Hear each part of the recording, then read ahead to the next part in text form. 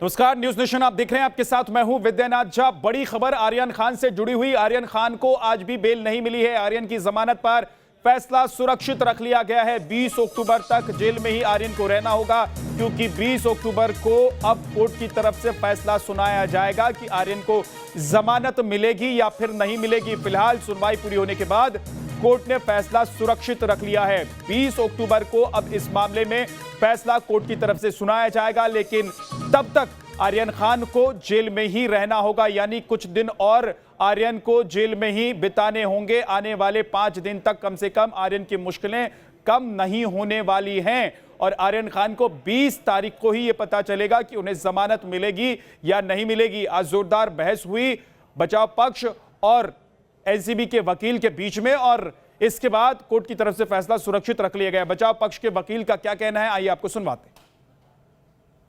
काफी टाइम जा चुका था, तो इसीलिए कोर्ट ने अभी जो है 20 तारीख को ऑर्डर पास करने का बात किया हुआ है। क्या कुछ हुआ था कोर्ट में, थोड़ा बताइए। आज कोर्ट में सबकी सबमिशंस हुई है, सबके आर्ग्यूमेंट्स हुई है, क्रॉस आर्ग्यूमेंट्स हुआ है। एएसजी ने भी काफी कुछ साइटेशन सबमिट किए हुए हैं सुप्रीम कोर्ट के, हाई कोर्ट के। उसके अकॉर्डिंग हमारा भी काफी काउंटर सबमिशंस किया हुआ है।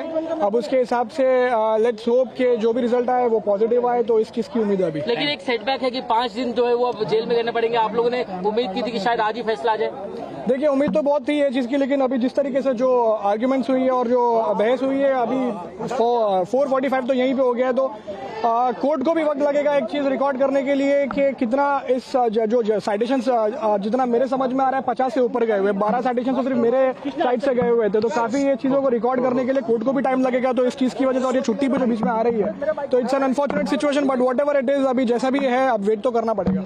जज साहब ने यही बताया है कि वो पूरी कोशिश करेंगे कि उस दिन सुबह को ही जल्द से जल्द ऑर्डर पास किया जाए। उन्होंने ये बताया कि वो पूरी कोशिश करेंगे जल्द से जल्द ऑर्डर पास किया जाए।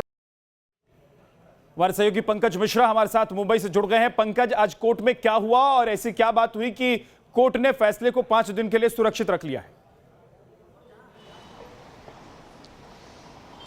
विद्या, देखिए, आज का दिन जो है वो आर्यन खान के लिए ऐसा फैसला लेकर आया है, या कह सकते हैं कोर्ट ने एक ऐसा रुख दिखाया है जिसकी वजह से आगे आर्यन खान की मुसीबत जो है वो और बढ़ी हुई दिखाई दे रही है। जैसा कि हम उम्मीद कर रहे थे कि अगर आज बेल पर सुनवाई नहीं हुई तो अगले 5 दिनों तक आर्यन खान को और इसके समेत जो दूसरे आरोपी इस मामले में पकड़े गए हैं, इन सभी को आर्थर रोड जेल में रहना पड़ेगा। यही हुआ, कोर्ट ने ये फैसला सुरक्षित रख लिया। अब अगली सुनवाई होगी वो 20 तारीख को होगी और 20 तारीख को ही कोर्ट बेल पर जो है अपना फैसला सुनाएगी। फिलहाल सेशंस कोर्ट के बाहर ये मौजूद है।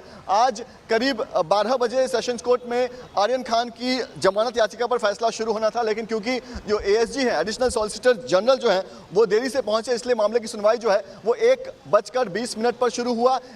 जैसे ही एएसजी पहुंचे, उनके पहुंचने के बाद एक बार फिर से मामला वहीं से शुरू हुआ जहां पर ये कल रुका था। यानी कि एक बार फिर से एडिशनल सॉलिसिटर जनरल जो है उन्होंने कोर्ट के सामने यही कहा कि अगर आर्यन खान के पास से ड्रग्स नहीं मिला है, इसका मतलब ये नहीं है कि वो बेकसूर है। जिसके पास से ड्रग्स मिला है वो आर्यन खान के घर से क्रूज पर साथ में निकला था। यानी बात हो रही थी अरबाज मर्चेंट की। अरबाज मर्चेंट जिनके पास से ड्रग्स मिला है, आर्यन खान ने खुद इनिशियल जांच में ये माना था कि अरबाज के पास जो ड्रग्स है उसकी जानकारी आर्यन को थी। तो कहीं ना कहीं ये बताने की कोशिश थी, ये साबित करने की कोशिश थी कि अरबाज के पास जो ड्रग्स है उसकी जानकारी आर्यन को थी और ये दोनों साथ में ही इस टूर के दौरान ड्रग्स लेने वाले थे। तो ये कहना बचाव पक्ष का कि आर्यन के पास से कुछ नहीं मिला है इसलिए ये बेकसूर है, ये बिल्कुल गलत है। इसके अलावा ये भी कहा गया था कि क्योंकि इस मामले में कंजम्पशन का आरोप है, आर्यन के पास जो ड्रग्स की क्वांटिटी बरामद हुई है वो कंजम्पशन जितना है, सेलेबर नहीं है, डिस्ट्रीब्यूशन इतना नहीं है, तो इस पूरे मामले में 1 साल से ज़्यादा सुनवाई नहीं हो सकती। और अगर 1 साल से कम की सुनवाई है तो फिर इस मामले में बेल हो जाना चाहिए। इस पर भी एएसजी ने कहा कि अभी ये तय करना मुश्किल है कि आर्यन खान को 1 साल की सजा होगी या उससे ज़्यादा होगी, क्योंकि अगर बाकी आरोपियों के साथ आर्यन खान के लिंक जुड़ते हैं तो जो सजा बाकी आरोपियों को होगी वही सजा आर्यन खान को भी होगी। इतना ही नहीं, एएसजी ने लगातार कई जो अलग अलग कोर्ट्स में जो जजमेंट पहले सुनाए गए हैं इस तरह के मामलों को लेकर वो पढ़े। करीब 8 जजमेंट कोर्ट में पढ़े गए और बताया गया कोर्ट को कि इस तरह के मामलों में कितनी सख्ती से कोर्ट ने फैसले दिए हैं। पंकज, और उसके बाद अमित देसाई जो कि आर्यन के वकील थे, उन्होंने अपना पक्ष रखा और अमित देसाई का पक्ष रखा गया। बाकी आरोपी जो थे, जरा सुना देते हैं कि बचाव पक्ष के वकील ने क्या कुछ कहा है अपने दर्शकों को। वापस लौटता हूं आपके पास।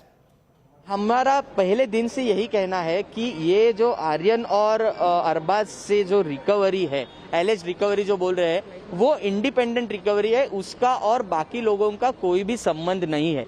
बस यही पॉइंट को आगे बढ़ाते हुए अमित देसाई सर ने आज जो आर्ग्यूमेंट्स किए हैं, जो दलीलें पेश किए गई है, जो साइटेशंस दिए गए हैं, उससे ये सुप्रीम कोर्ट का, ऑनरेबल सुप्रीम कोर्ट का यही कहना है कि अगर तुम्हारे खिलाफ कोई एविडेंस नहीं है तो उसको बेल देनी चाहिए। एएसजी ने जो व्हाट्सएप चैट्स है उसको भी स्पेसिफिकली कहा है कि उसमें जिस तरह की बातचीत कही है और वहीं से कहीं ना कहीं कनेक्शन जो निकल के आ रहा है, उसके डिफेंस में क्या तर्क दिया गया? व्हाट्सएप चैट्स पे इतना ही कहना है कि उनके पास से तो पहले जो हमारे पास से जो फोन लिए गए हैं, ऐसा उनका कहना है, उसके लिए उनके पास कोई भी डॉक्यूमेंट्री या कंटेम्पोरेनियस रिकॉर्ड नहीं है। उन्होंने कोई भी डॉक्यूमेंट बनाया नहीं है। जो कायदे में ऐसा लिखा है कि अगर आप कोई भी डॉक्यूमेंट सीज करते हैं तो उसमें डॉक्यूमेंट बनाने की जरूरी है, लेकिन उन्होंने वैसा डॉक्यूमेंट बनाया नहीं है। और दूसरी बात, जैसे पॉइंट आउट किया है कोर्ट में कि जो लैंग्वेज जो यूज की है वो ऑर्थोडॉक्स इंग्लिश वाले जो पढ़े लिखे लोग हैं उनको थोड़ी सी वो लैंग्वेज ऑफेंसिव लगेगी, लेकिन उसका और ड्रग्स से रिलेटेड कोई भी कंसर्न नहीं है। आर्यन खान ड्रग्स मामले में एनसीबी की गिरफ्त में 20 लोग आ चुके हैं। आर्यन की गिरफ्तारी के बाद एनसीबी का दावा है कि पूछताछ में उनके हाथ वो तमाम सबूत लगे हैं जो इशारा करते हैं कि आर्यन के ताल्लुकात इंटरनेशनल ड्रग्स रैकेट से थे और इसी को आधार बनाकर आर्यन की जमानत याचिका का विरोध किया जा रहा है। आइए अब आपको एनसीबी के दावे और बचाव पक्ष की दलील के बीच दिखाते हैं इस पूरे मामले में सच क्या है।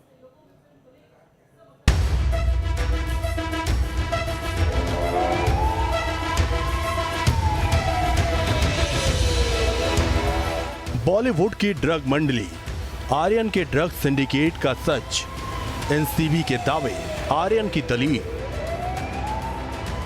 जी हां, बॉलीवुड एक्टर शाहरुख खान के बेटे आर्यन की गिरफ्तारी के बाद बीते 11 दिनों में एनसीबी के हाथ वो तमाम सबूत हाथ लगे हैं जिनके बिना पर एनसीबी आर्यन को ड्रग सिंडिकेट का हिस्सा बता रही है।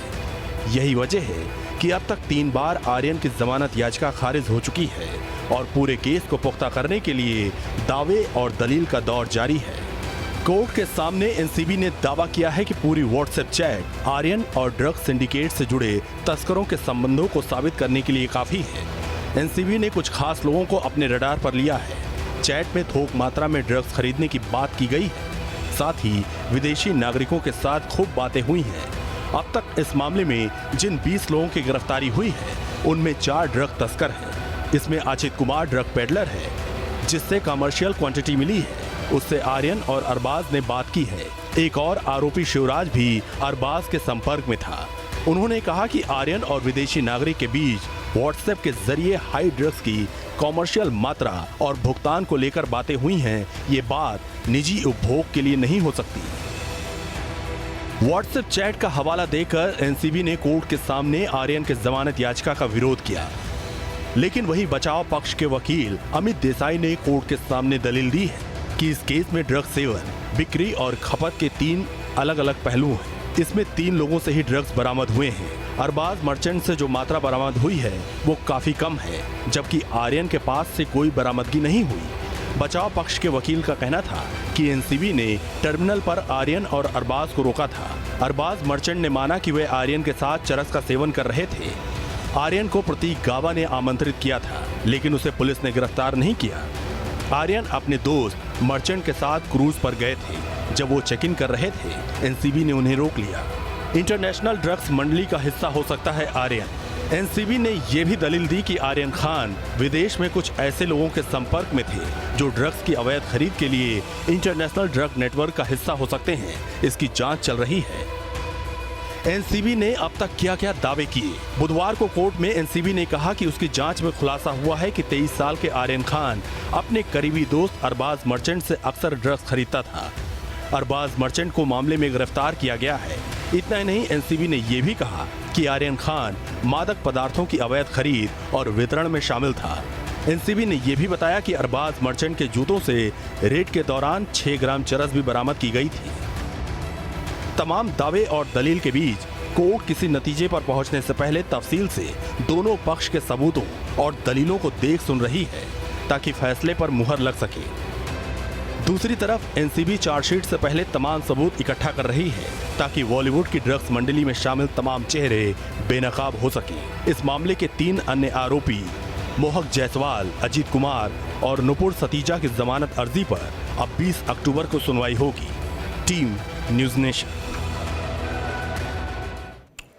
तो एनसीबी का कहना है कि आर्यन के खिलाफ ऐसे सबूत और पुख्ता सबूत है जिससे यह बात साबित होती है कि इंटरनेशनल ड्रग्स रैकेट से उनके संबंध हैं। हमारे सहयोगी पंकज मिश्रा हमारे साथ लगातार जुड़े हुए हैं। पंकज, ऐसे कौन कौन से सबूत कोर्ट में पेश किए गए हैं या कौन कौन सी बातें बताई गई हैं, कौन से कॉन्टेक्स्ट कोर्ट को बताया गया है कि आर्यन खान के संबंध इंटरनेशनल ड्रग्स रैकेट से हैं? जी बिल्कुल, देखिए 2 बातें हैं। सबसे पहली बात यह है कि जब आर्यन खान से पूछताछ हुई उनकी गिरफ्तारी के बाद तो कई सारे लोगों के नाम सामने आए। अब तक 20 लोग, जिस तरह से हम लगातार बता रहे हैं कि 20 लोग अब तक गिरफ्तार हो चुके हैं, जिनमें से 4 ड्रग पेडलर्स जो हैं वो मिले हैं और इनके पास से अच्छी खासी क्वांटिटी में या कह सकते हैं सेलेबल क्वांटिटी में इनके पास से ड्रग्स मिला है।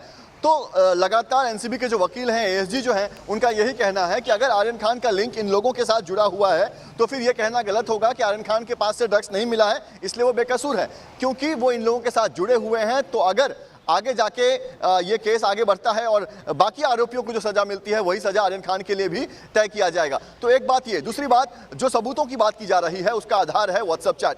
व्हाट्सएप चैट की जो कॉपी है वो कोर्ट के सामने रखा गया था और कल से ही व्हाट्सएप चैट को लेकर जो एएसजी है वो जोर दे रहे हैं। उनका कहना है कि व्हाट्सएप चैट जो है वो खुले में हम पढ़ नहीं सकते, लेकिन कोर्ट के सामने हमने कॉपी रख दी है और कोर्ट खुद देख सकती है कि किस तरह की बातें हो रही है। व्हाट्सएप चैट को लेकर आज आर्यन खान के वकील अमित देसाई का ये कहना था जी कि जो चैट जिस तरह की बातें हो रही है ये दरअसल एक जनरेशन गैप की वजह से हम और आप उस तरह की बातें नहीं कर सकते, हमें वो ऑफेंसिव लगता है, लेकिन आज की जनरेशन उस तरह की बातें करती है तो उस बात को ध्यान में रखा जाए और इस चैट को ऑफेंसिव ना किया जाए, क्योंकि आजकल की जनरेशन इस तरह से बातें करती है। तो व्हाट्सएप चैट को भी कहीं ना कहीं झुटलाने की कोशिश की गई और यही कहने की कोशिश की जा रही है लगातार कि आर्यन खान जो है वो बेकसूर है। जी पंकज, बहुत बहुत शुक्रिया इस पूरी जानकारी के लिए आपका।